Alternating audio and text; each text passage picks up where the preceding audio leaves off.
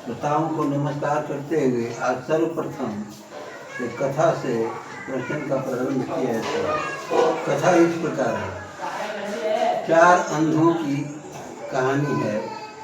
किसी गांव में एक साधु हाथी के साथ गया और हाथी को देखने के लिए गांव वाले उमड़ पड़े। काफ़ी संख्या में लोग हाथी को देखने लगे। उस गांव में 4 अंधे रहते थे और वो चारों अंधे, उनकी इच्छा भी हुई कि जरा हम हाथी को देखें।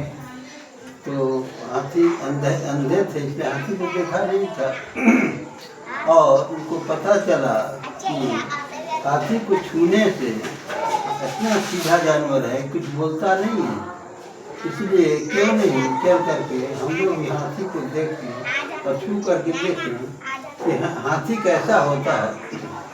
तो चारों अंधे हाथी के पास आ गए और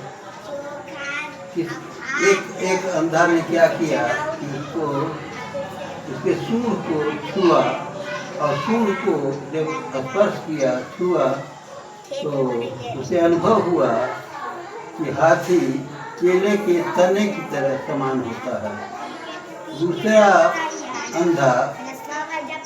अंधा पूंछ को पकड़ा, तो पूंछ को स्पर्श किया, तो पूंछ को स्पर्श करने से उसको लगा कि हाथी रस्सी के समान होता है।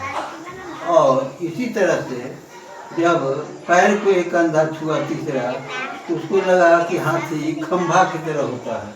और इसी तरह से वो चौथा अंधा जो है वो उसके कान को स्पर्श किया, कान को छुआ, उसको अनुभव हुआ कि हाथी सूप के समान होता है। तो इस प्रकार से चारों अंधे आपस में लड़ने लगे। कोई कहता है कि हाथी सूप के समान होता है, कोई कहता है कि हाथी रस्सी के समान होता है।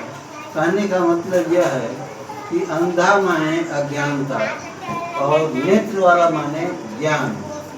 तो इतना ही कहकर अपनी वाणी को विराम देता हूँ। श्रोताओं को नमस्कार।